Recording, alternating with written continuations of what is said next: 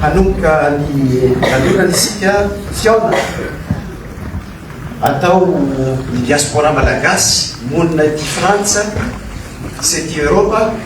amin'andre matoa filohan'ny fanavaozana ny republika andre matoa hajaina filohan'ny fanavaozana ny republika sy raha matoa vatana andre matoa lehibe ny antenimieram-pirenena andre matoa sy raha matoa isa mikambana amin'ny gouvernemanta tombo klasy tombo vavy hajaina rehetra izay tonga manatrika eto ny voalohanteny dia faly miarabatsika tonga soa amin'ny fiaonana amin'ny izay natokana ho adidinika eo amin'andre matoa filohan'ny fanavaozana ny republika sy ny diaspora eto frantsa sy manodidina mitondra ihany koa ny teny fisaorana ny filohan'ny fanavaozana ny republika sy ireo mpiaradiano ny délégation navy any Madagasikara noho ny fanatanterahana nyzao fiaona amin'ny diaspora zao dinidinika tafatafa tsotsotra fiaonana tsy manam-paharoa tokoa satria fiaonana voalohany amin'andre matoa filoha amintsika monina eto frantsa sy europa makasitraka ihany koa atsika rehetra tonga namaly ny antso marobe tsika no naniry tena maro de maro tokoa kanefa no toerana voafetra dia rety ihany tsika no afaka miaona eto anio mialohany anomboanany lanonana dia tsara ihany mametraka fitsipika tsotsotra satria fiaonana moa le izy a satria tonga idinidinika amitsika andre matoa filoha dia tsy maintsy asina tsika maro be ihany koa ka tsy maintsy asina fipetra sy fitsipika kely ihany izany na de zany any miangaviana zany a izay mandray fitenenana mba tonga de fanontaniana no apetraka amin'ny filohampanjakana filohan'ny fanavaozana ny republika zany hoe tsy mihoatra ny 2 minitra tsika no mametraka ny fanontaniana misy modérateur moa zany isika amin'izay fotoana zay raha mihoatra ny 2 minitra dia mialatsiny toko anatin'izay dia handray andia ny fanontaniana isika ampolony ataontsika hoe folo isaky ny mandeha isy a ny olona maro mikena fa maro nareo a tia metraka fanontaniana tia iresaka kanefa raha ohatra ka mihoatra ny 2 minitra zay moa ny olona ray a dia angamba naora fanontaniana fotsiny ka dia zay nametrahana zay ka ny anomboatsika azy a raha ohatra sitrakao andre matoa filoha dia tonga dia misy olona mizara ny micro raha ohatra ka manana fanontaniana sika manangatanana dia omenany anareo ny micro a dia 2 minitra ihany toa maka fanontaniana folontsika sotra to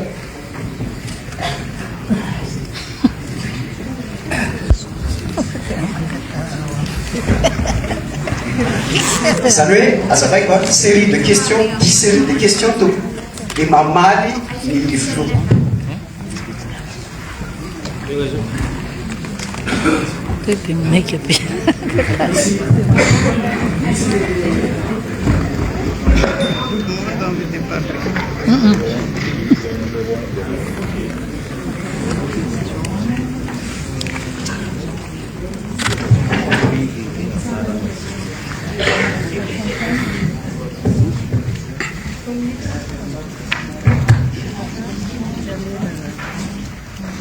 Falinaraba andre matoa filoha mivady tonga soa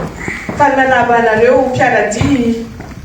miaraka amin'ny andre matoa filoha ary falinaraba atsika diaspora tonga nalotrona an'izao fotoana zao a 2 minitra ihany ka dia ataoko mekimeky misy hoe anizany tanàna isany drôla fa hoia hoe an'andriamanitra rery any ny voninahitra satria eo alohantsika ilay olona naka ny andraikitra lehibe a na tonga an'izao fahafahatsika ka nafahana nanana ny rajoelina izao dikana voalohany zay dikana faharokoa nanavatra matokoto ary makahery indrindra ho anao sy ny andefimandrinao ary indrindra ireo mpiaradia satria tsy mora ny hiady amin'ny kolikoly nananan'izany hoe fanetry be ny firenena izany koa mitondra bavaka anao zahay Andriamatofiloha. Ary midingana faharoa dia ny hoe voalaza hoe bulldozer fa mila bulldozer maromaro tsika Andriamatofiloha. Bulldozer ao amin'ny fanamboaranana ny fotodrafitrasa, bulldozer ao amin'ny fanamboarana ny lalana, bulldozer ao amin'ny fananganana ny asa ho an'ny tanora eraky ny Madagasikara, ary bulldozer anarenana ny toe-karena. Zay ihany fa dia mankahera Andriamatofiloha ary misaotra indrindra ny tenako izay teny moa dia Ontsora Layada tolona ny mpitarika amin'ny tolona avy any amin'ny France voisine Suisse sy ny manodidina. Misaotra tompokila akatsika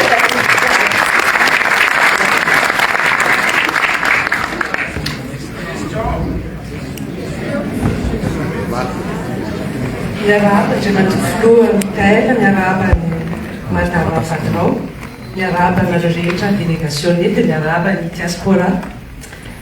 fantanina regna, fantanina voaloha, fidatiana rahaga misehatra amin'ny bourse London Stock Exchange. Fantaniako voalohany dia noraisiny Rosia amin'ny fomba tena manetriketrika ianao, fantatritsika ny shift géopolitique. Dia ny fantaniako zany hoe lanjatsika, mitovy lanja vety eo amin'ny fanarahana natao. Fantaniako faharoa, niona ihany koa tamin'ny Macron ianao, dia inona ny ambony ampanga na valeur ajoutée hoentin'i la France mihoatra amin'ny tany teo aloha. Misaotra indrindra tompoko.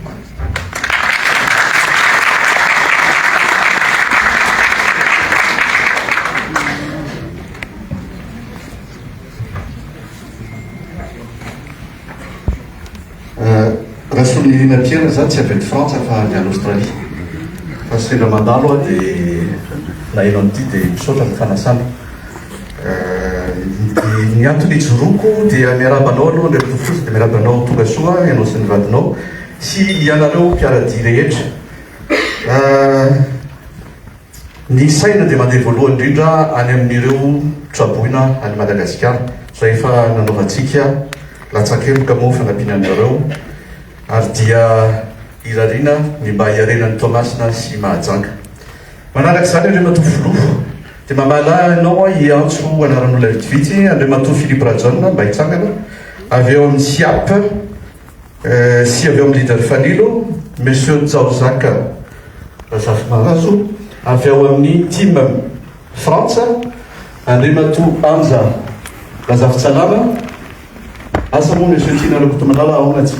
izahay ireo Andriamatofiloha araka ny taratasy efa teny ampelantananao zay inonay fa nanomezanao tsodrano dia ekipa mikarakara ny fitoanandoha-pirenena ho an'ny zanakapelezany Madagasikara na ny diaspora. Efa nisy dikana betsaka efa vita ary masana antsika rehetra atao anaty efitrano sy izay mbola nivelany efitrano. Ny dikana efa vita dia efa nisy antso natao tamin'ny 20 ny volana janoary teo ary tamin'ny lahady farany teo dia nanomboka ny fandraisana anjara ny any États-Unis sy Canada ary Australie. Rehefa mivoakintsika dia hisy antso moa andeha rehefa aveo fa misy QR code afaka raisina rejerina iny atsangany Monsieur Anja Razafy Tsalama iny dia misy koa taratasy fandraisana anjara dia fisaorana lehibe natokainao zany.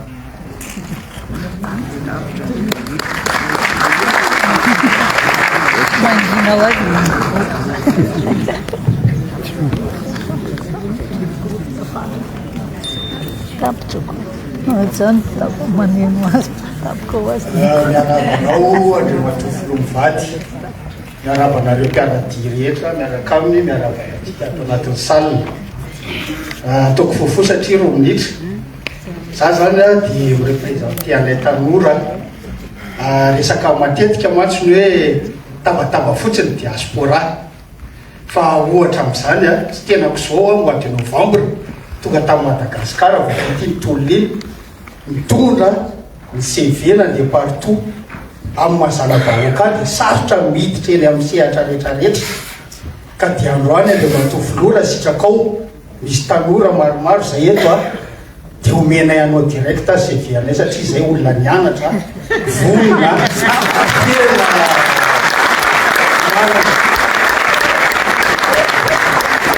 manana ko azy a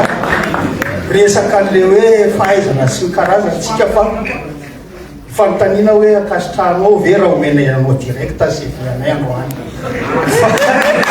manana ko azy manana fahavononana zay a ary manana fahitsina zay tsy voaresaka tsika malagasy ny fahitsina iny ataotsika ny fahitsina ny zava-dehibe sotra tombonakasika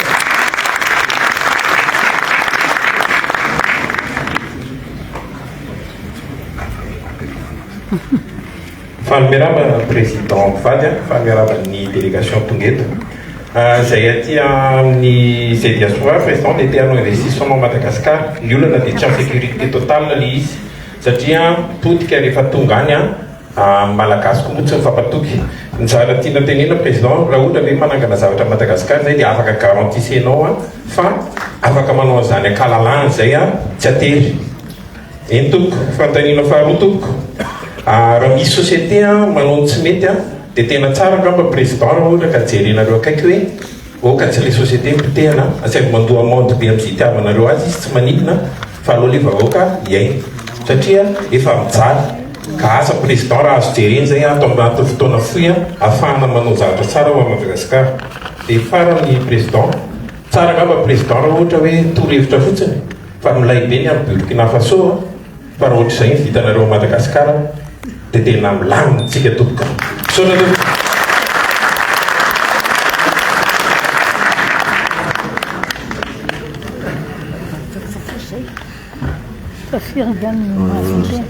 Non, il faut l'investisseur.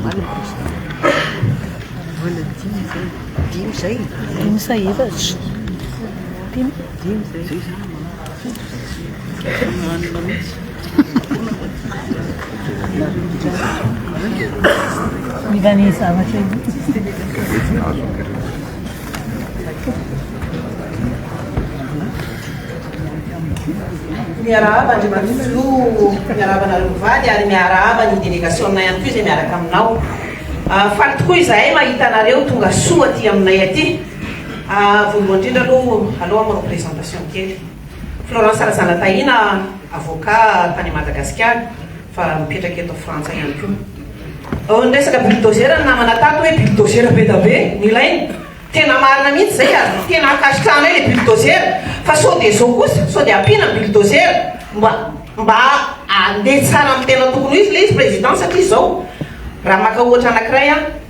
ohatra zao tsika nanenjika ny vivato Rakotomaditra dia hoy isitsika hoe atteinte à la sûreté de l'état le izy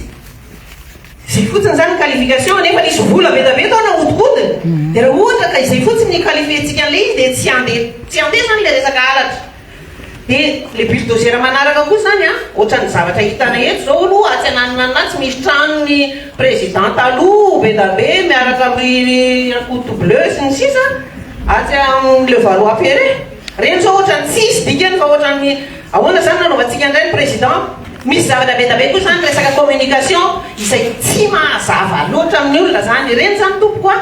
dia mila mba hazavaitsika mazava tsara hoe zao ny zavatra ohatran'izao fa tsy manao après-coup foana itsika hoe origine zany le zavatra zay zao tsy nahalala mihitsy hoe ay ve misy zavatra tokony atao ohatran'izao raha tonga ny président midina avy any dia tsisy mitsangana zay fa ohatrany mbola tsy fantatry izy rehetra izy le olona le vahoaka teto izy rehetra olona rehetrarehetra miaraka président rehetra dia izay manao hoe hatsy ny ministre ny any na hatsy ny satria zay vao manaraka an'le Facebook isan'andro fa misy tsy maharaka an'le izy ka zay zany le maître de cérémonie azafady indrindra tompoko mba asiana tsy miambaambitsika mba manao organisation an-javatra fa raha ohatra ka mila tosi-tanana président zay vorona foana hatrany hatrany saotra toko makasitraka hatrany hatrany.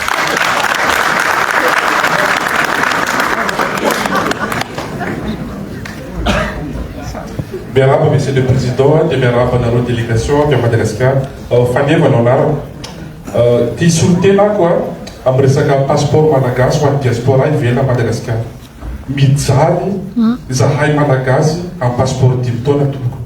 nanao pétition zahay miaraka amin'ny maromaro 5948 misy angasy manerana zao tontolo zao nanao le pétition mba mangataka hoe mba atao 10 taona monsieur le président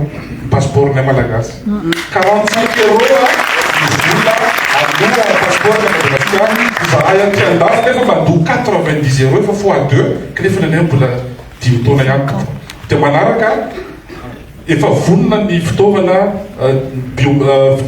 carbone biométrie ao Madagasikara manina monsieur le président raha mba atao koa ny anay aty sady manome passeport 10 taona ho an'ny malagasy ivelany manome biométrie azonareo daholo ny carte consulaire rehetrarehetra afaka mifidy zay fividianana manaraka sotra betsaka monsieur le président.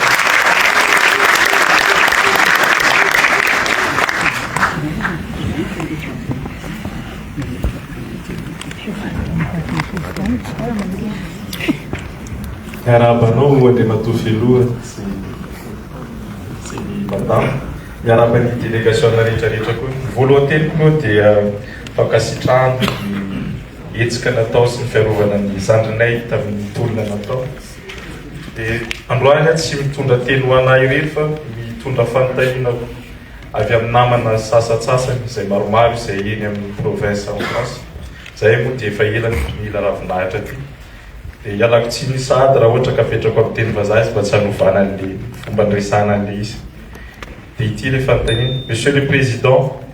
nos enseignants font un travail essentiel mais ils évoluent dans un système qui privilégie encore trop souvent la théorie et au détriment de la pratique et des valeurs citoyennes. Comment et surtout quand comptez-vous lancer une réforme des programmes scolaires pour en faire un véritable levier de transformation nationale? L'objectif est toujours d'épauler nos éducateurs en intégrant massivement l'apprentissage par la compétence technique, la discipline et l'intégrité. Nous avons besoin de chaque jeune malgache soit armé pour bâtir son avenir afin de devenir un citoyen pleinement impliqué et acteur direct du développement pays. Namarano koa zangamba dia mba ho tohiny le tolona izay nataony zandrinay dia mba tsara raha miampitso koa zany mba ho tsindro mba ho isany olona azo antoka izy ireo amin'ny aveniran'ny Madagasikara. Sotra tokoa.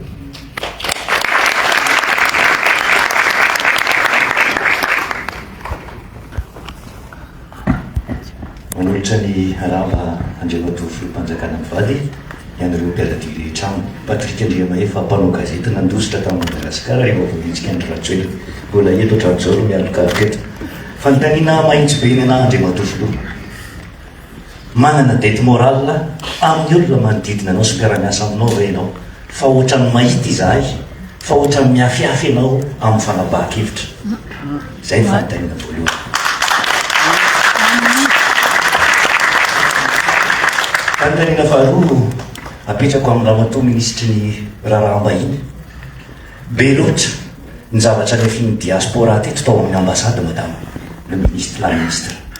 mbola iandry ela ihany ve amin'ireo firongony zay nampijaly anao.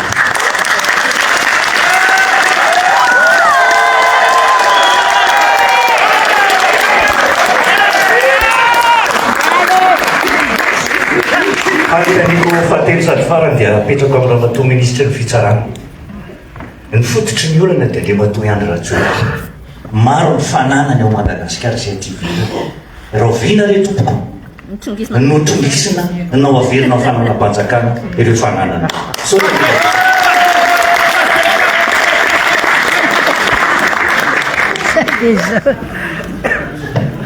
e aty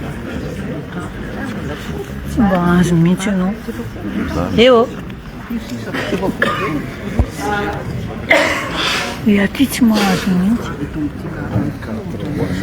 collègue fianarako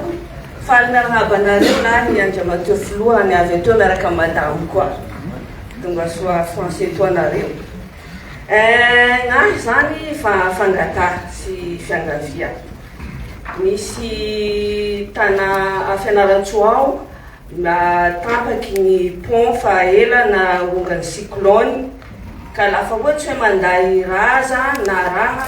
le voatery tsy maintsy mandeha kilometre 5 kilometre 6 kilometre zay vo avy amin'ny tany andehana ka laha mba afaky laha mba miangavy anareo laha mba azo atao pont na kidona zany mpianarana azafady Amasobe Ambalavao ny Faliala zay agnaran'ny pont io fiangaviana andriamato filoha famijaly zahay baka amin'ny tanà io olo ambany vohitsainy lafa tsy afaky ny tomobily zay nisy hoe taloha fa narongany cyclone saotsy bevata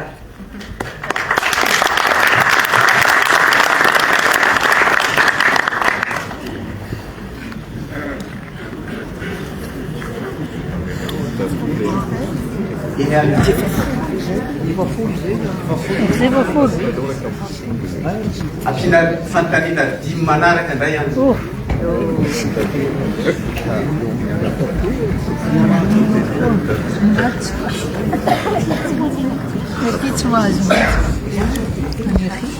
Salama ba, salame. Tonga soa nareo a France. Evaty agnarako, efatra amby folo tao rao nahazo baka boka Madagasikara boka androy any. Le nandeha Maroc fa nahazo bourse. Fa 5 amby folo tao rao mipetraka France miasa fa nahazo nationalité française. Fe tsy afaky mifily raha abana fa misy élection présidentielle ta Madagasikara. Fa magnino. Raiky zay. Faharoy. Ray aman-dreniko mipetraky a Fort Dauphin. Nafa zaho zany avy Madagasikara any tsy maintsy mandeha voly boka Tananarivo mandeha Fort Dauphin. Fe ty vily voly ko lahy mahavy ahy boka Paris mandeha Dubai. Fahatelo, zaho mpihira. Ambia raha vao tsy mihira, tsy misy raha paye ay fa rano avao ty lay ay. Ambia hira zay vao tsy mihira ay sasy, tianto io marantano. Isaky misy fangatahany zahay, rano avao ty paye ay. Saotsy.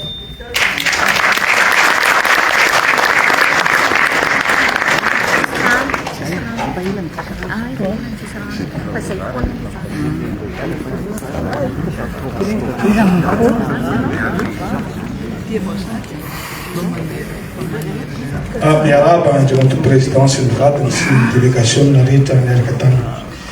Ny fanontaniana napetrako tompoko dia momba ny Morondava. Efa nisy député anay, député Mbelosi Tsiripiana nivokiany io tao amin'ny Assemblée nationale momba ny tany any amin'ny faritsy ny ararovany ONG Fanamby. Na olobe an-tanà na akanjo isikina tsy misy. Nefa lombo tena olobe an-tanà mampanaela. Ka tokony jerenareo akaiky raha azo atao tompoko. Efa évoqué député Mbelosi Tsiripiana zany olana zany tao amin'ny Assemblée nationale. Nefa hatramin'izao tsisy fijerena akaiky momba zany fa mijaly ny vahoaka. Sotra betsaka tompoko.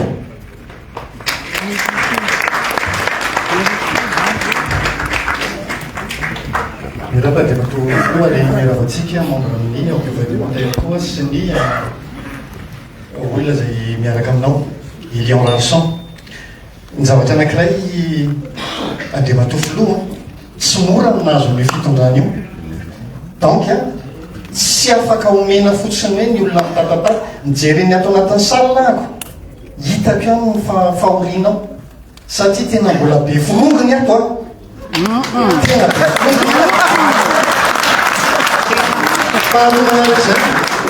faharoa manaraka zany saiky tenenina foana ny ministre ny justice hoe tsy mahavita nin'inona fa raha misy sy Andriamato filoha anisan'ny bulldozer koa zany Andriamato zany sarovy mandrakarifa fa mafia no narodana. Donc zany ao anatin'le izy tsy hipetraka moramora reo androany reo mitehaka anao fa reo ihany nitorabato anao. Ao anatin'izany tena tokony hipetraka Andriamato filoha manomboka izao hoe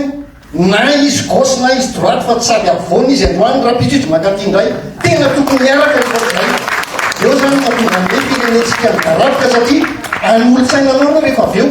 an'olon-tsainanao any amin'ny ratsy satria hiaro ny fianakaviany hiaro ny namany. Zay Andriamato filoha fa tsy mora niaritra enina amby folo taona teto fa sady nahazo privilégié ny aina tamina ministère reo ny aina taty andafy reo ary nrano raha mato ministre ny raharambahiny raha tabataba ny olona hoe asoro tao reo satria zay mihitsy mbola ao reo hatramin'izao ary mbola manao miatono makasika tompoko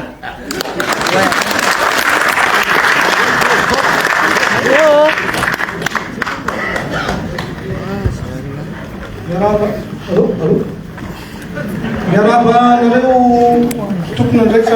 ara-panjakana tonga ty aminay mamandegnay androaniko dia miambonaitra nareo aloha voalohany teniko dia ianareo zao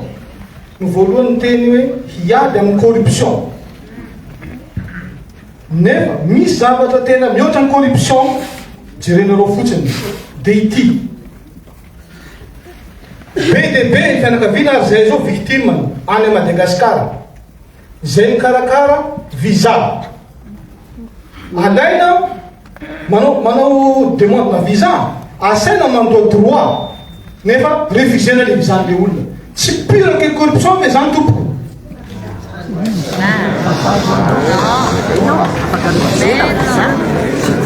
any Madagasikara zany be dia be ankizy hianatra nandehanana ty andafy iray aman-dreny sahirana mikokoko mitsosa gauche à droite aloha le visa nefa refusé nefa aloha le droit plutôt aloha le droit nefa refusé le visa le ankizy dia tokony mba ho jerena kay zay tompoko azafady indrindra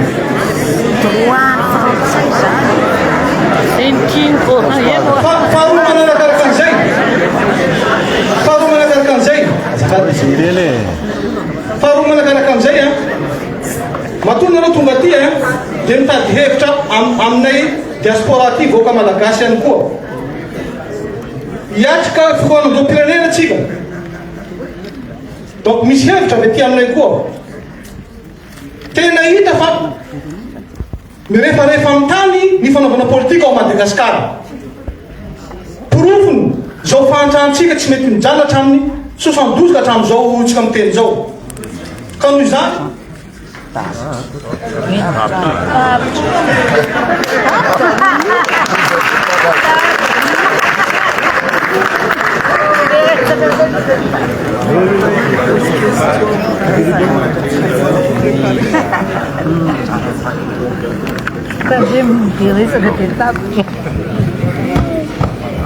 manao azafady ny mitena natriana olobeto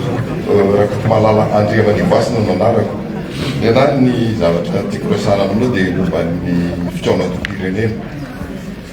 république fahaefatra tsika zao eny elanelan'ireny république ireny dia misy fitaonan-do foana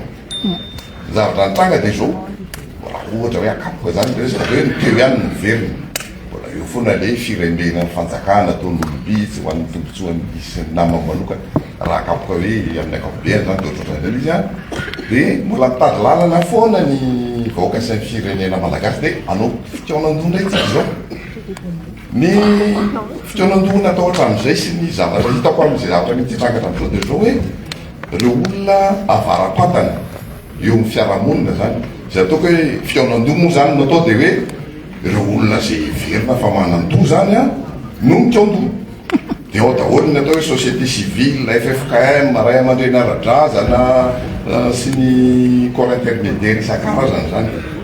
miainga amin'izay zany no hoe anaovana concertation zako hoe tena tsara zay fa no foana ny nanao hatramin'izay zako hoe raha tena mila fiovana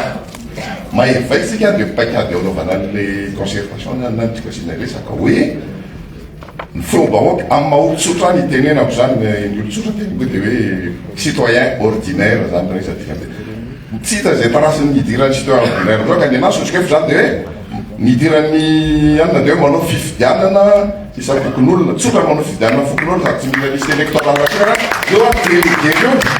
miaraka amin'ny FFKM sy ireo atoko isan-tsikotiny manao atao ivony ho tompo-marika amin'ny fitaonan-doha pirenena zany hoe azo avory isaka ny région na fatsakana foibeany ny tompo-marika amin'ny région na amin'ny commune na amin'ny district reo ho anteny miara-pokon'olona dia anatiny io anteny miara-pokon'olona io ivony fitaonan-doha pirenena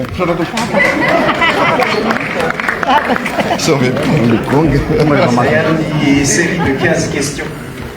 Anainga mavesatra anao ampanajana andreo matoa filoha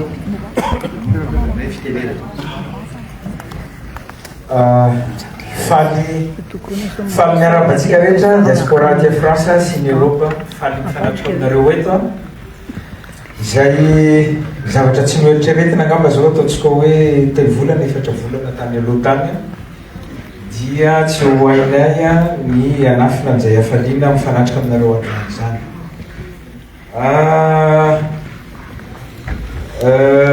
alohan'oa aty zahay dia maro resaka herinay mantsy be da be le izy fitokono miainga tary amin'ny ambasady dia saornan'Andriamanitra moa fa mba nahita olona be da be tsika zao dia alohan'ny maliko an'ireo question reo dia mbola veriko tokony décolle zay rapitsy maraina amin'ny valo fa nahemotro koa any amin'ny Ainariva ny décollage-nay mba tsy isiny zay frustré zay da tsy mampiasa an'le teny frantsay kely amin'le fionana fa mbola afaka mandray rapitro amizay mbola tsy nifankahita amiko androany zay angambany amin'iny aloha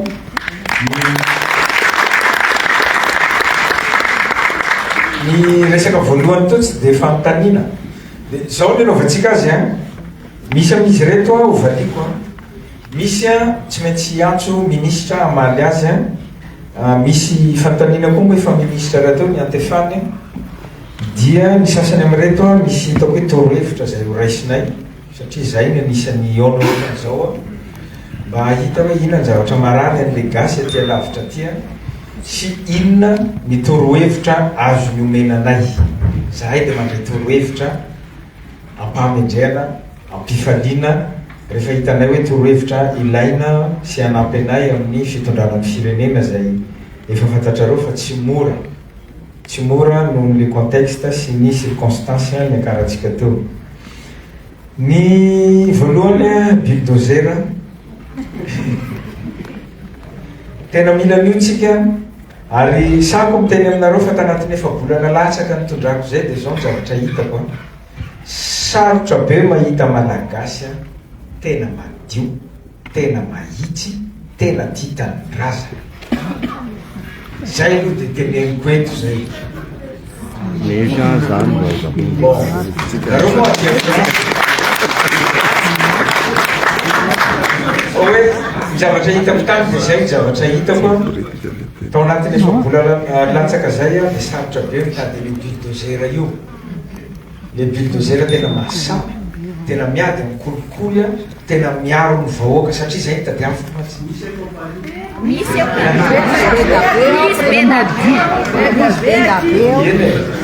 efa tsy romplasiny izy dia Madagasikara zany teneniko fa tena mitady an'io tsika fa misaotra anao teny an'izay miezaka zahay manao zay azonay atao amin'izay bulldozer zay tsy takatry ny sainareo zavatra ataonay sy ny zavatra atrehinay isan'andro amina décision raisinay ihany mbola andray ohatra vitsivitsy rehefa avy eo afantaranareo hoe ahoana moa zany Madagasikara zany nametrahan'ny olona azy eo dia ahoana rehefa mandray fanapahan-kevitra ianao inona daholo ny zavatra atrehinao any Madagasikara rehefa misy fanapahan-kevitra mafy tsy maintsy raisinao fa dia ilaina le bulldozer fa dia misaotra mifankahirezana fa dio fa ity asa ty tsy mahamora azy tsisy zavatra mahafaly anao amin'ity asanay ity zay aloha dia tena zavatra iainanay tsisy zavatra mahafaly anao zany eo isan'andro raha tsy mahita olona na vahoaka faly amin'ny asanao zay fotsiny aloha ny zavatra mba mahafaly tsisy afatry zay dia isorana anao fankahirezana fa fankahirezana lehibe iny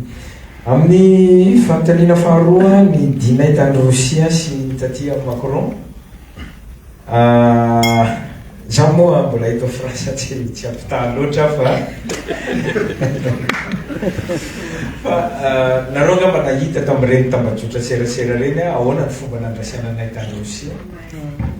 dia ahoana ny fomba nandrasianana teto tsy hoe ratsy mety fa nahita nareo ny fomba fifampiresana mety misy sary hitanareo eny fa dia zavatra tao anaty firahalahiana misy tao ary ataoko hoe nanova zavatra betsaka angamba ny fionana tamin'ny aty salasala ihany zay nakaty satria ny vahoaka malagasy ny menimenina be na eno an'iny fa za mino fa nitondra zavatra nanova zavatra betsaka ny fionana tamin'ny Macron taty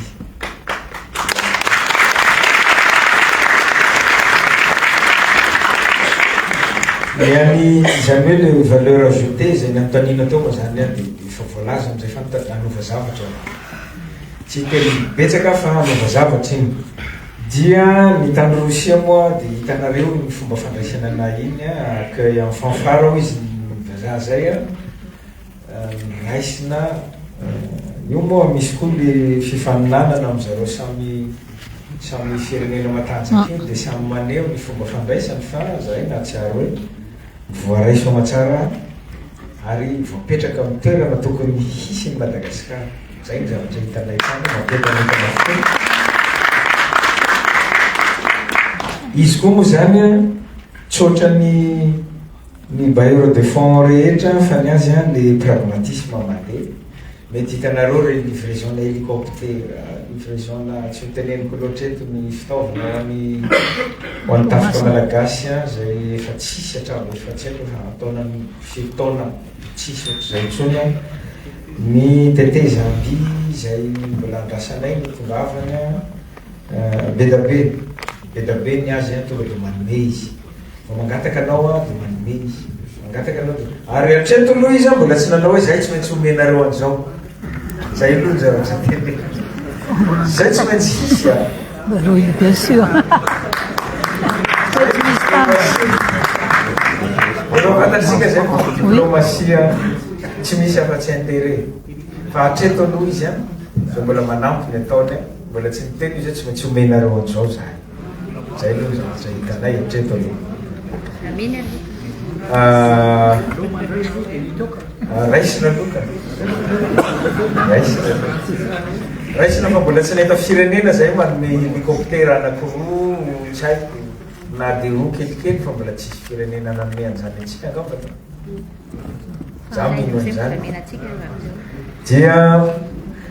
manaraka an'izay ny resaka concertation hoan'ny diaspora tena miintéressé ahy izy teo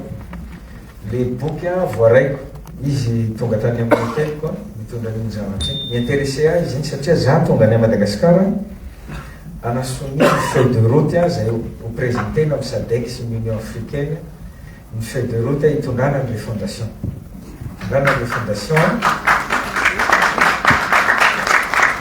dia tena ifinako eto fa tena adiniko hoe ainareo aty mila manao concertation koa mba ho raisinay ihany rehefa tonga ilay concertation nationale dia ho raisinay zany iny zavatra iny ampidirinay anatin'ny feuille de route le zavatra miteneninao teo fa dia misaotra ny hevitra tsy azo raha tsy amin'olona manaraka eo le CV omeo anay aty le CV ka raisinay tany vo fa tsy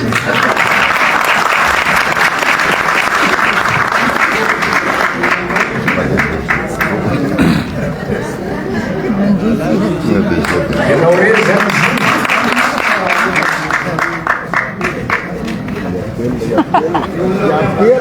everiko marobe ne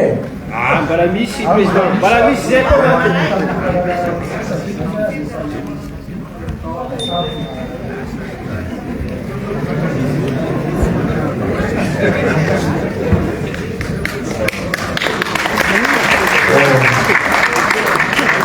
zanao tabataba fotsiny diaspora zany tsy mbola niteneny zany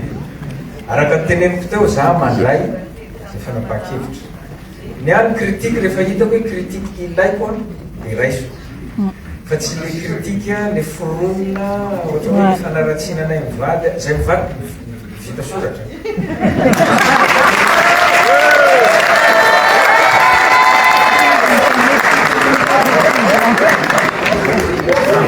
asehoy koa ny anao seri mba hita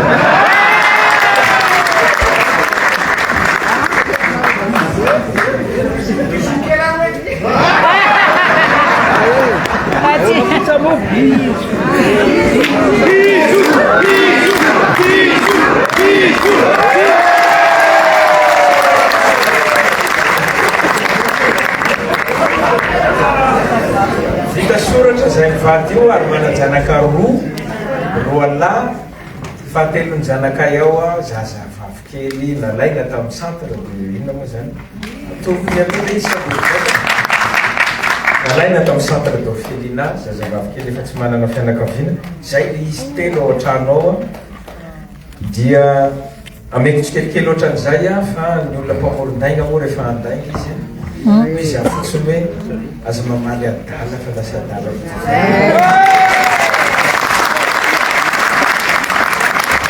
zay nambaka miny fa manaraka eo a ny resaka fahitsina mbola izy ihany resaka fahitsina za miteny aminao fa miezaka zahay io a tsy haiko reto namako reto misy afaka manao témoigna azy ny zavatra ataoko ao ny mijoro am'zany resaka fahitsina zany ny tsy mandray kolikoly ny tsy mandray volana amin'iza na amin'iza ary zay mbola avitako miteny atreto aloha satria mbola tsisy olona nandraisako vola ka anana tena maso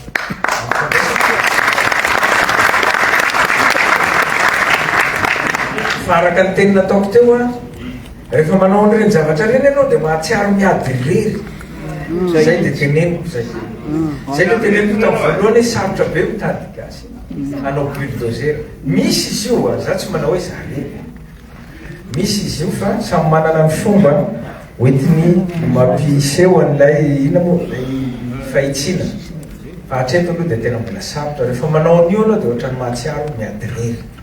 ary na ny olo eo akaikinao dia lasa ohatrany fahavalinao tampoka indraindray satria tsy mifanaraka amin'ny eritreriny le zavatra ataonao mba hijoroanao mahitsy a dia lasa ohatrany fahavalinao tampoka izy le olo eo akaikinao ihany tsy mila lavitra rehefa manao an'io ianao dia ny investissement tsy en sécurité a nampiantso zahay ary noentina itaty président GEM groupement des entreprises de Madagascar noentina aty izy a nivory niaraka amin'ny MEDEF international tamin'ny maraina satria zahay any zavatra nasehonay voalohany dia mifanomezana lanja ny secteur privé miseritra tsy miankina d'ailleurs miaraka amin'ny koa tongamba ny ministre ny industrialisation sy ny fampiroboroboana ny seritra tsy miankina miaraka amin'izay ngamba satria nisy nanontany teo tsy fantatray aleo ngamba présenteko tsirairay fa eto mba tsy isiny tsy fahafantarana ministre ny affaires étrangères moa affaires étrangères efa fantatrareo a madame Christine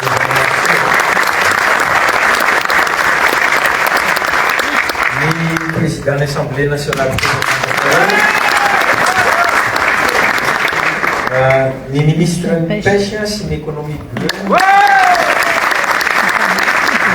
ministre de l'industrie et du développement du secteur privé. Voilà, ministre de l'économie et finance.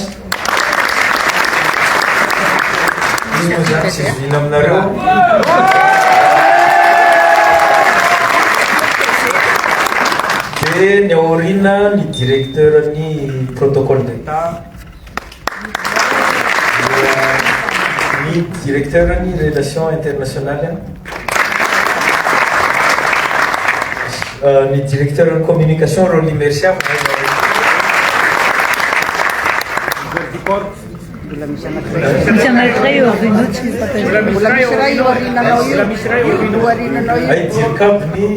Ministère de la Justice.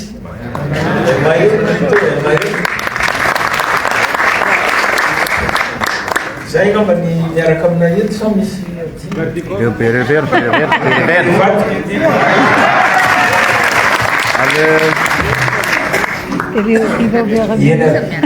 anisan'ny ezaka nataonay io a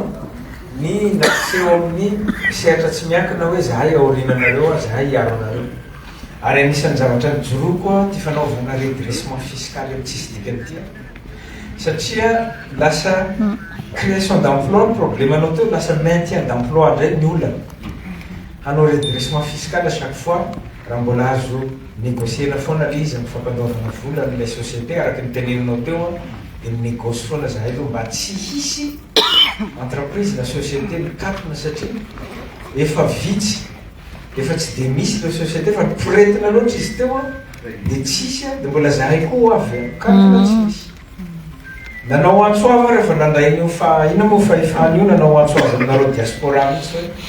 ho anareo raha te hiverina ty Madagasikara tena mahaverena ty Madagasikara mampiasa vola mampiasa ny coco makaty Madagasikara mba hamonjy ty tanindrazana ty fa tsy vitatsika le tongavy ianao manatona raha ohatra ka misy zavatra atahoranao any hoe misy makamaka volanao any amin'ny ministera sanatria izy manatona fa anisan'ny zavatra ediko ao zavatra ohatran'izany ambibeny oui zay le misany anankiray nasorenay a dia niady amin'ny monopolisation zany daholo zany a mba hahafahanareo miditra any zay teanao investissement marobe ny monopolisation Madagascar tsisy zavatra tsy monopoliser io secteur rehetra io monopoliser ny télécommunication monopoliser ny famokarana lafarina monopoliser ny famokarana menaka tsisy zavatra tsy monopoliser ny ao Madagascar ny carburant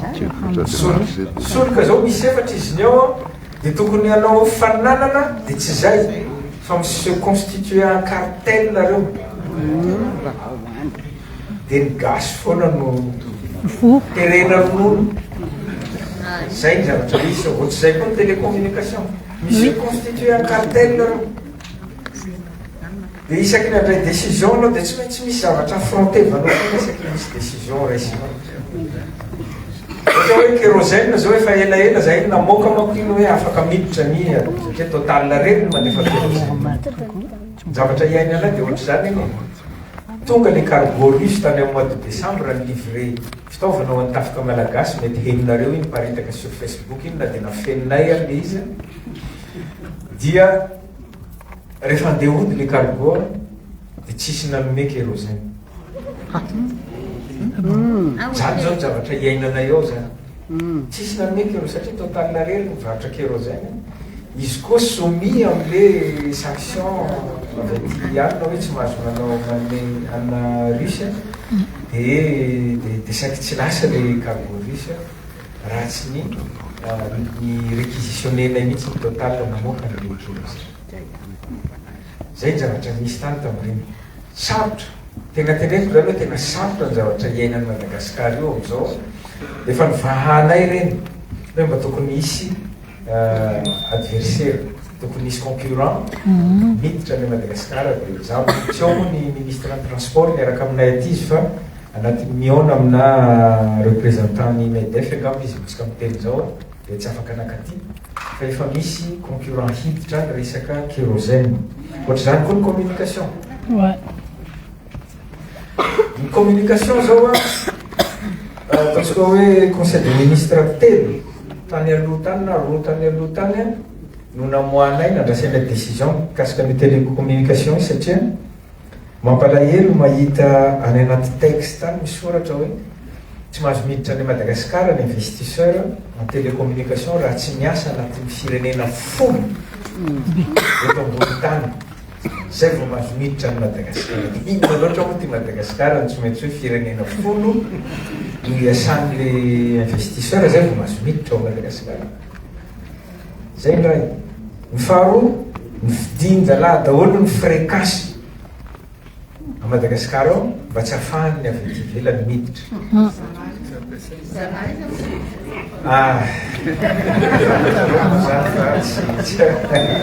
zay ny zavatra misy zay zao décision goavana ny raisinay ataontsika hoe deux conseil de ministre tany aloha tany na trois izy zay hoe misy décret ny raisinay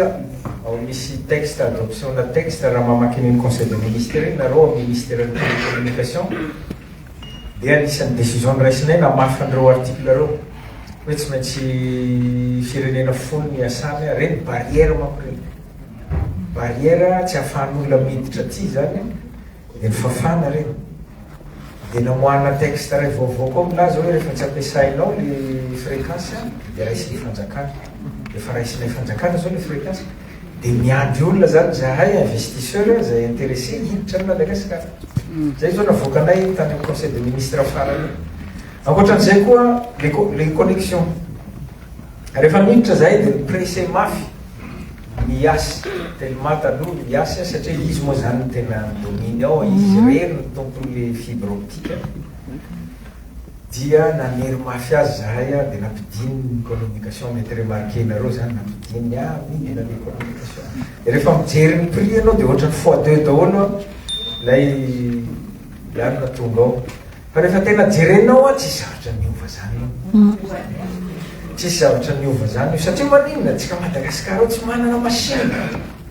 tsisy machine ao afana mandrefeny reny débit alefanjareo reny tsisy de niraisinay tamin'izay conseil de ministre zay en communication verbale igny hoe hividy machine ny projet DSIM tsy ho ela tonga zay machine zay mba hicontrôlena an'ireny zavatra reny io tena teneniko anareo fa ny colisiny io tsy mora zay fotsiny za tsy teo be resaka fa tsy mora ny colisiny io fa miezaka zany zahay manao zay azonay atao tsikelikely ka tsy nanatonga le resaka fa le secteur privé le investisseur ty hiverina ny Madagasikara de mandrisika anareo miverina fa tena miezaka miady mamerina an'izay attractivité ny ataontsika hoe climat des affaires Madagasikara zay ny zavatra edinay mafy am'izao tena mbola sarotra izy fa miezaka miady am'izay zahay a mba hisarika anareo rehetra zay manambola tia ivelany na vahiny io na malagasy mba hiverina hiasa any fa raha tsisy an'izay a de tariposy ohatra ny olona manana licence any tuliage réalité misy any zany réalité misy any zany ny ao Antananarivo moa vendeuse réalité misy zany satria tsisy le inona moa le asa ny inona izy tia vivato resaka vivato efa manao ihany bulldozer aorino ka fa izao tsy maintsy hoentina koa moko izy io satria manara-maso anay koa reo communauté internationale reo reto lazaitsika hoe foromony mbola mifandray am'ireo manao tatitra io ampidirina enjehna politika fotsiny tsisy dossier za mino fa misy dossier afaka mandray fitenenana izy rehefa avy eo fa misy dossier io vivato akoatrany atteinte à la sûreté de l'état mino fa misy dossier miezaka manao dossier zareo misy task force izy io raha tsy diso ao fa mandeha tsikelikely ohatran'izay le fananana reo olona reo efa misaisir azy efa misaisir tsikelikely teo moko zay concentré be tam'le raha le tena biby be iny de lasa any daholo aloha ny fananan'iny no fa ho avy any any io satria tsy fanarana koa ny zavatra ataony lasa ohatrany tsikany koa ny korotaniny dia tsy maintsy ho avy any izy io ny resaka communication iny de tena méaculpa tsy mahay communication mialatsiny aminao monsieur le directeur fa tena tsy mahay communication zahay aloha de teneny za matsapan'zany anjarany tale aorinao maheno an'izany anarenany asany tsika angamba maremarke an'izany hoe tena tsy mahay communication zahay samy mandaika va izy lasa izy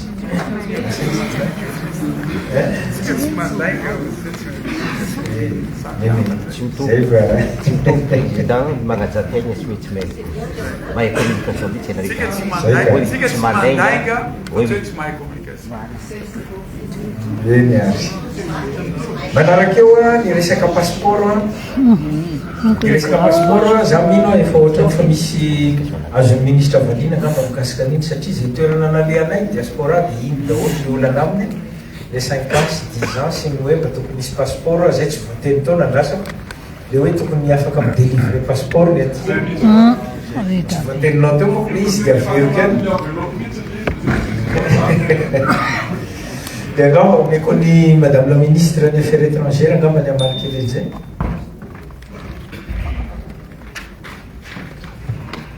misaotra andrimatoa filohan'ny fanavaozana ny république malagasy dia faly miarahaba atsika diaspora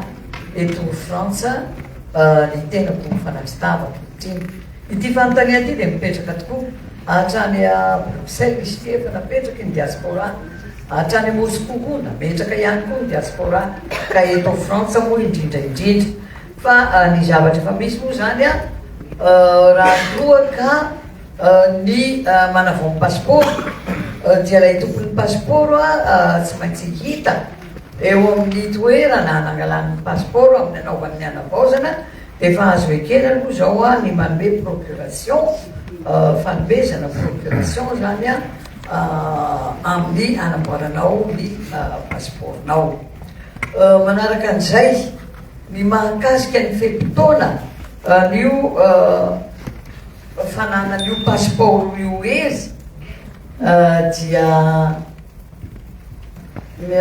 ho atao araky ny fangatahany rehetra dia hoe tokony ho folo taona no tokony ho fetim-potoana fananankeviny io passeport io kanefa tsy fanapahan-kevitra ny ministra anankiray zany fa aroso eo amin'ny filan-kevitry ny ministra ny fanapahan-kevitra mahakasika ny herin'ilay passeport ho an'ny ireo malagasy monina lavitra ivelany Madagasikara ka dia aroso eo anivony filan-kevitry ny ministra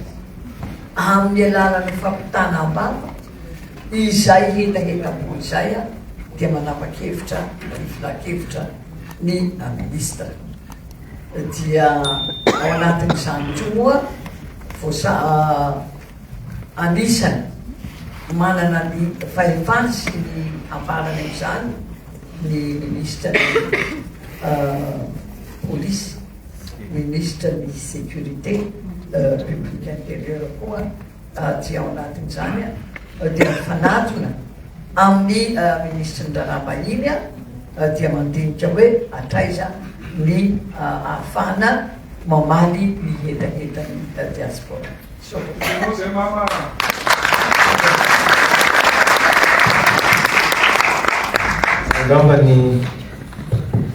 Angambany tonga dia valiko eto fa ataonay io zay angambany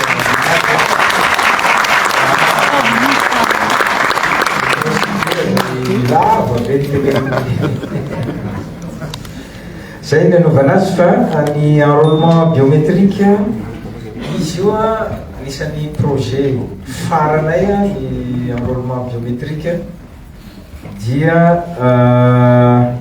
ary raha ny faniriko anie raha ny faniriko na ny fifidianana manaraka eo dia efa digitalisé raha ohatra ka vita malaky zaho mahita azy mety mbola ho sarosarotra dia anenjika an'iny le 24 mois iny satria iny efa niteneniko iny dia anisany manenjika an'iny mihitsy zay zao hoe 24 mois iny dia mandeha ny fifidianana ataontsika hoe ny concertation nationale ny mahaelakely an'io sy ny refonte électorale fa ankoatran'izay dia efa tokony andeha io fifidianana io raha vita ny concertation nationale sy ny refonte électorale dia matahotra zany mety tsy hahatratra an'io digitalisation na élection iny fa izay ny tanjo raha digitalisé moa ko io nanareo aty moramora no mampifidinareo izy tanjonay zany zany hoe miezaka zahay manao zay azo atao kasikan'izay ny réforme de programme scolaire tena mariny io satria efa maro koa ny menimeninan'io programme ina moa système éducatif tsika mihitsy moako zao no resana tsy programme scolaire tena ataontsika hoe système éducatif mihitsy ny resana tena tokony fahifantoka amin'io tsika fa ny amako ny zavatra ny teneniko tamin'ny tany amin'ny voalohany dia zao dia mbola tazomiko foana io hoe zahay tsy afaka manao ny refondation io irery satria ny refondation moako ao anatiny ao ny réforme administrative ao anatin'le refondation dia tsy afaka anao nio irery zahay io fa tsy maintsy hitambarantsika miaraka amin'ny vahoaka zany hoe ny concertation nationale dia miandran'io concertation nationale io daholo tsika avy ao daholo ny orientation rehetra raisitsika rehefa vita le concertation nationale zay mikasika an'iny ny mikasika an'io dette morale amin'olona manodidina ve tsy manana an'izay ary angamba ataontsika hoe mety tsy anana-poro fotsiny le olona raha manao corruption no tsy andraisako mesure mikasika an'le olana dia oleo akaiko azy fa raha nana profo io a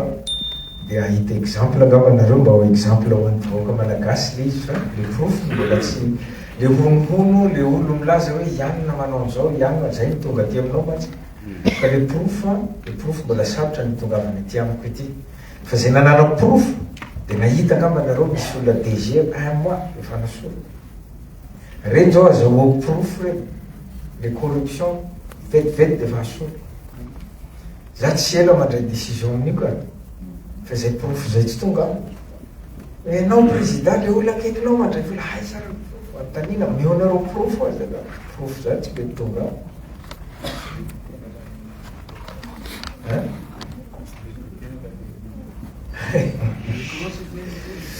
sao dia mba hiresaka ono ianao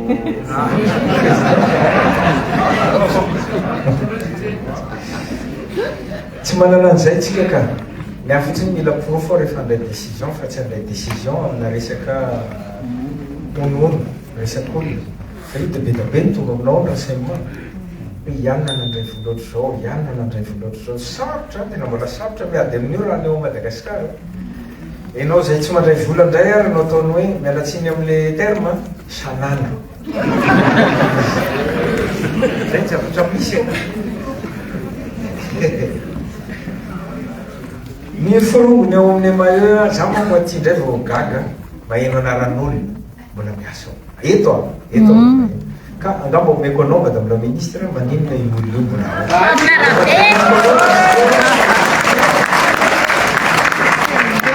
efa miteny taminy io a tonga dia teneniko eto za tsy miala ndraiky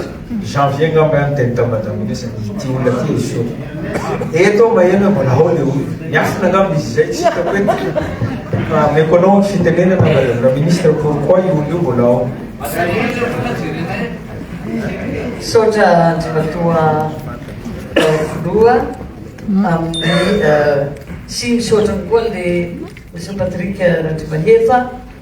nametraka ny fanontaniana ny fandraisana fanapahan-kevitra moa zany ny tena fanapahan-kevitra dia ny fanadiovana assainissement dia raha tsy abrogé tamin'ny vaky voalohany satria mandeha parivaky izy io dia tsy maintsy mandeha koa ny andalana faharoa sy ny fahatelo mandra-pahadio hoe miova azy rehetra amin'io ambasady io satria mitaraina tonga mihitsy mitaraina aty aminay ary izao koa mantsy a ireo abrogation reo piasa amin'ny ambasady reo dia tsy mitovy amin'ny atsika fonctionnaire tsotra satria izy ireo rehefa abrogé androany dia manana izy délai izay telo volana hatramin'ny telo volana anomanany ny vidiny ny contenaire ny inona rehetrarehetra dia andehasana tena zany lalàna mifehy azy dia andehasana mbola omena billet d'avion ihany koa izy dia rehefa mahazo ny billet pelantanana iny izy zay vao afaka didy ny ministère des affaires étrangères fa maro amin'izy ireo na efa abrogé dia tsy mety mody ary le de permission personnelle no tena mahazo ny ministère des affaires étrangères satria ny abrogé tsy mety mody fa mijanona ihany fa io a dia tsy maintsy satria andro ny refondation sy ny fanovana zao tsy matoa filoha ka noho izany dia ireo zay efa nahazo ny fanesorana azy dia tsy maintsy manomana ny ialany amin'ny toerana io mahaza manany ianareo fa ny fanadiovana dia tsy maintsy izy ary tsy maintsy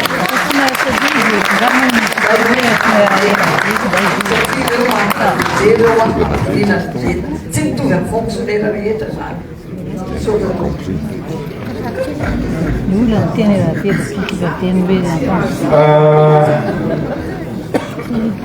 Izy ity moa madame la ministre zao endrika ataontsika zao moa atao hoe fitsaram-bahoaka zareo zao nizao tsara atsika de tsy maintsy nomeko anao micro fa lasa zarery mitsarainy eto de zao angamba teneniko raha le billet d'avion dimy ny olana tsy manino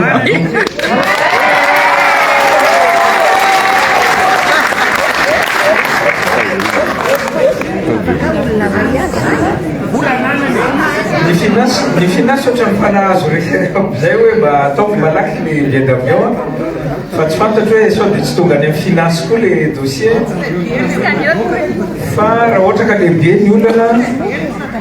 asoroko avy ao amin'ny budget ny présidence ao madame la ministre ny billet d'avion zareo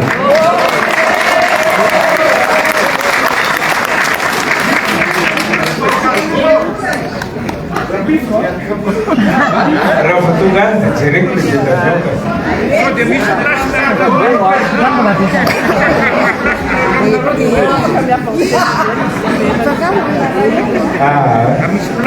aleo moa reglena malaky de malaky zay a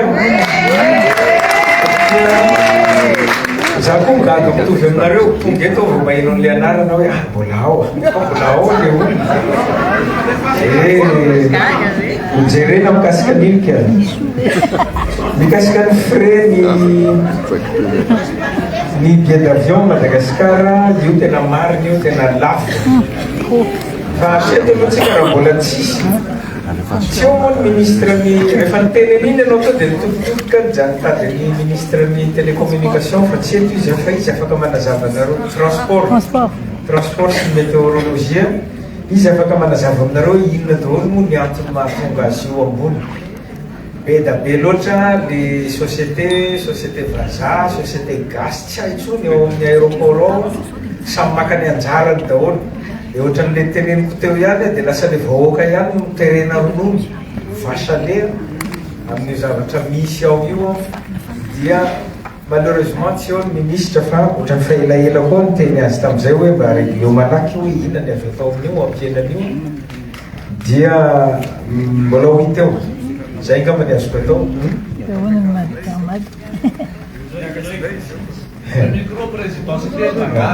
zay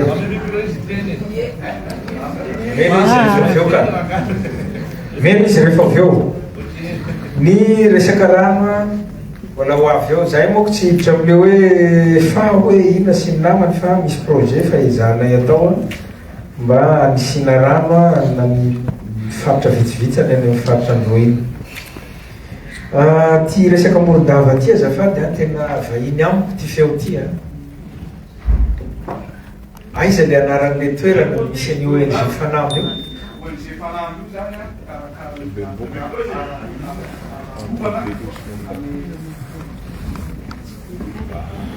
faritra morondava io resako président le ONG fanamby io a ONG tamin'ny andron'ny fitondrana teo aloha miaro ny ala aminay ihany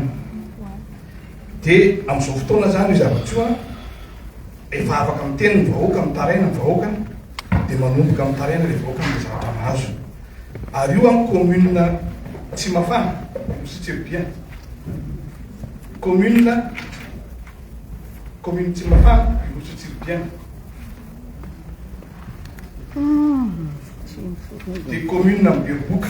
avaratra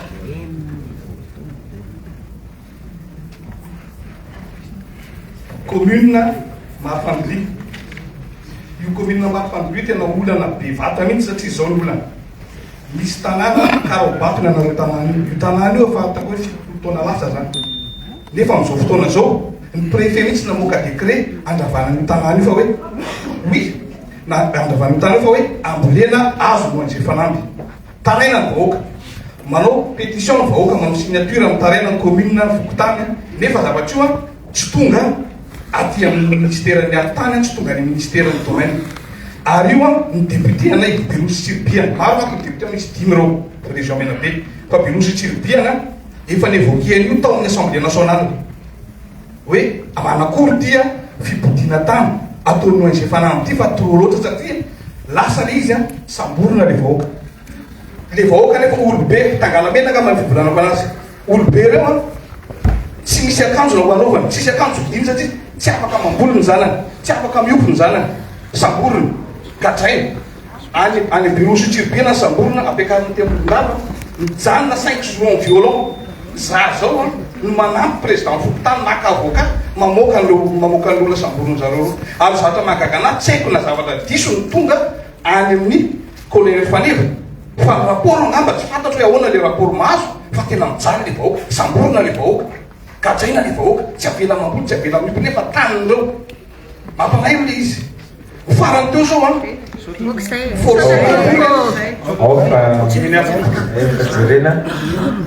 jereko mikasika an'io jereko mikasika an'io ny fanambony ny resaka forongony a na gauche na droite a misabaka izy io moa koa ianao zany a tsy ino moa tsy solafaka ianao vao mahita hoe zao ny olona nakay dia anatin'ny manarina an'izay zay zao satria na izay koa mahatsapa hoe kay tena mbola maro azy ny manodidina anay eo ary tena sarotra be a fa nanjavatra mikasika anay mivoaka eny amin'ny tambazotra tserasere tampotampoka tsy ampoizinao fa tena mbola maro azy manodidina eo fa miezaka manarina azy tsika io satria efa lalipaka loatra koa zareo reny ka be da be ny olona tsy ampoizinao ka efa ao anatiny de ho hita eo ny fomba hanarenana an'io anarina azy tsikelikely tsika ny resaka corruption visa refusé effectivement ty resaka visa za mino fa ny ambassade ny frantsay angamba io tena resanao dia izy ane olona firenena frantsay io ambassade eo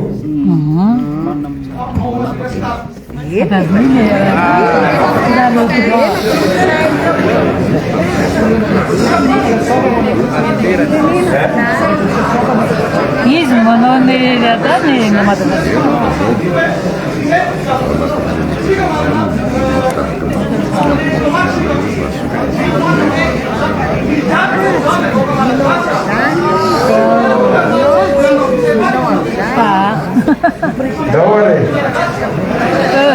Dao fa ho resahana izy fa zany reko tsy manakivy anao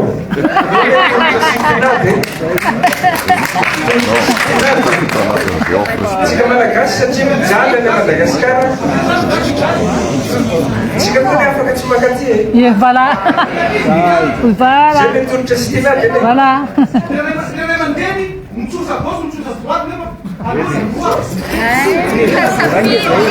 efa eno e efa eno lasa aloha omeko fitenenana ny ministra ny fitsarana mikasika an'izay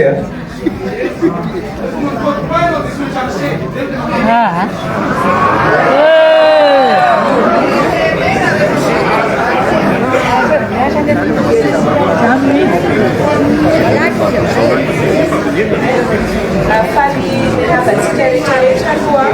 faly mahita nareo indray androany ary sy marafakely impression ko androany a mahita ny endrikareo rehetrarehetra izay niara-nitolona tamiko tatia France ary faly aho hoe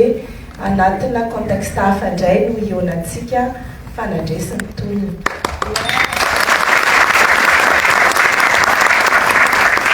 manaraka izany a dia anisany ataonay vaindondra raha mihitsy isaky miresaka amina représentant ana firenena anankiray a miady ho an'ny mpianatra malagasy sy mpiasa malagasy mandeha amin'ny firenena anankiray na France io a na Maurice na Suisse na Londres na misy koa nefa resaka taminay ireo firenena rehetra zay resaka taminay a dia ny resanay a foana an'io resaka réciprocité de visa io resaka négociation bilatérale amin'ny firenena le izy fa souveraineté nationale ihany koa no anekena tsy anekeny visanao fa ezahanay mihitsy zay hoe lafy loatra ny droit de visa ary enjana loatra le condition ahafahany gasy mandeha aty dia efa anatiny négociation ataonay foana na tany Maurice izahay a dia nangataka izahay hoe mba régulariseo ireto malagasy nisy 500 isa izay clandestin any nefa izy ireo victime na traite de personne. Ohatran'izay koa tao amin'ny ambassade de France any Madagascar négocier fanay hoe mba amoraina ny condition ahafahan'ny malagasy mianatra aty fa tsy ny zanaka malagasy manambola ihany no afaka hianatra aty dia ny teny izay hoe mba amoraina ihany koa ny fahafahan'ny mpiasa malagasy manao saisonnier aty andafy. Sur le coup zareo ny teny hoe omeo anay foana ozy izy ny proposition anareo fa satria izahay tsy manana olana manokana amin'ny malagasy ary no tenena ihany koa ity zavatra ity anankiray izay tena ilaintsika dia ny permis de conduire hoe mba ho averina reconnu indray ny permis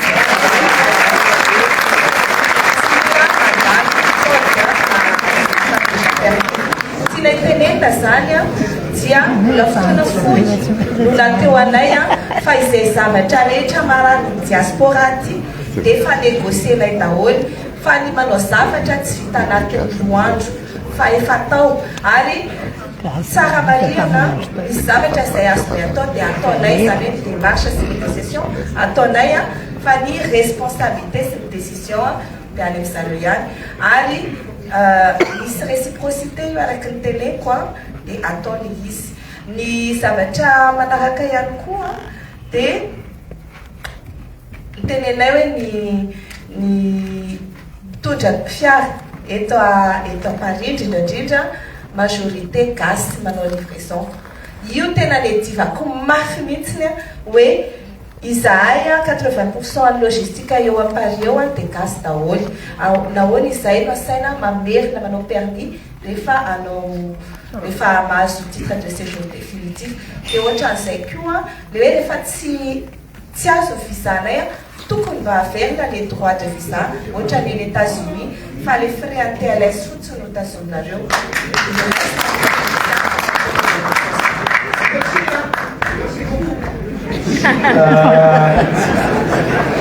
Zao mbola verina le resaka teo tongotra sitinady hoa io amin'ny mahatongotra sitinady azy zay ohatra hoe nakany Russie zao zahay dia anatin'ny négociation any Russie ny hoe hanamorana ny fidiran'ny malagasy any sy ny fidiran'ny Rosiana any Madagasikara. Atao ohatran'ny any Maurice ohatra rehefa tonga any an'Île Maurice vao manao visa dia Mauriciana koa tonga ty Madagasikara vao manao visa. Anatin'ny négociation koa zao zahay zao ny any Rosiana hoe mba hisy an'izay échange zay hoe mba moramora le fidiran'le gasy makany Rosia sy ny Rosiana makaty Madagasikara. Fa izao nefa na hisy zay zaho mino fa mety tsy ho maro akory ny malagasy akany Rusia.